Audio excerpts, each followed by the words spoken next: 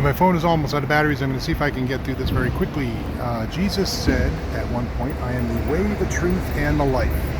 Three things: the way, the truth, and the life. So picture the cross. He's on the cross. He is the life. Jesus himself is the life. That is the life of Jesus. He is the living person on the cross. The cross is truth. The cross behind him is truth. And what that means, it is truth as humans define it.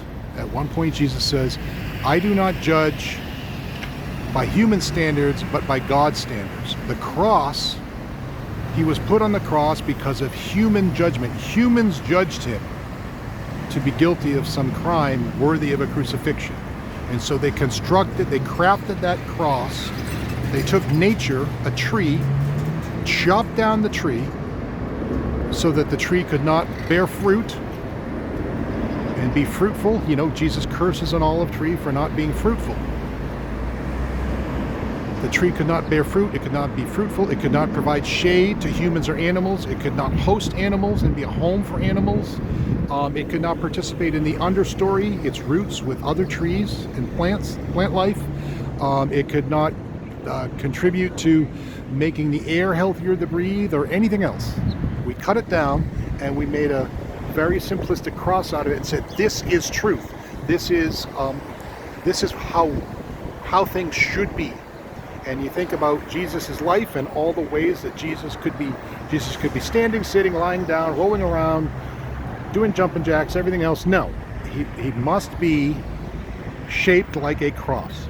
And so he is the life, the cross is the truth, and the way life gets pinned to our perception of truth is the nails. The nails pin him. There are three nails, and they pin him to somebody's view of truth. And so life, what's actually there, gets distorted and pinned to some simplistic idea.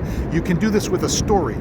You can do this with the Bible. You can say, this verse means this, one thing and one thing only, and it doesn't matter whether it's a literal interpretation or symbolic interpretation or anything else, but it just means this one thing. And you can do it with people. You can say a celebrity. Well, a celebrity, it gets defined by how their public image is looked at. The public image could be a crucifix. It is a abstract representation of them. It is not them, but we pin them to it, and our expectations of them come from our ideas.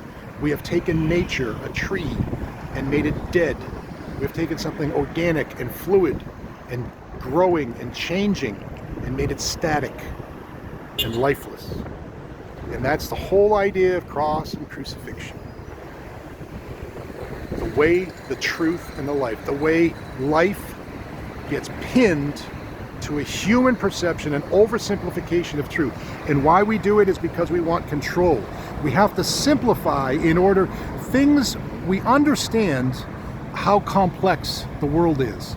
We understand our ignorance of everything in that world. And so instead, what we do is, when we are in our masculine, controlling, directive mode, we have a tendency, a deep flaw, to oversimplify, to take a small fraction of things, look at things to a straw or like the hole in a penis, and say that's everything, and then start playing God and telling people what they can be, telling people what to do, butchering Mother Earth, all kinds of other things. In the Garden of Eden, there is a knowledge of good and evil, and there is a tree of life. Jesus is the tree of life. He is a living thing. The knowledge of good is the cross. This is what is good about Jesus. Here it is. He can be horizontal or vertical. It's like we've taken a human, made them into a chess piece. But there is no chess pieces like that. You got rooks go one way, bishops go another way, queens go that way, but they go diagonal. It's like we turned him into a rook instead of a queen would be an analogy. But he's even more than a queen.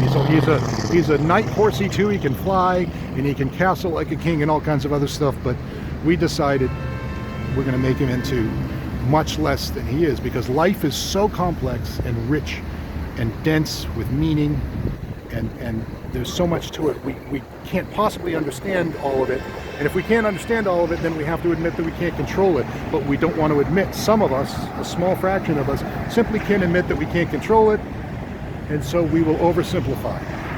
And that is the way that life gets sacrificed for truth. And the tree of knowledge of good, the cross, kills life, and it's evil to do it, using fucking nails, pinning life to an abstract, false, incomplete, static, fixed, inadequate, stupid, retarding view of the world. And if you think about Jesus as a flower being pinned to the wood, his growth is literally being retarded. If Jesus was a plant and he's pinned like that, he can't grow. It's fucking retarded. And people who retard people who don't retard people are fucking retards.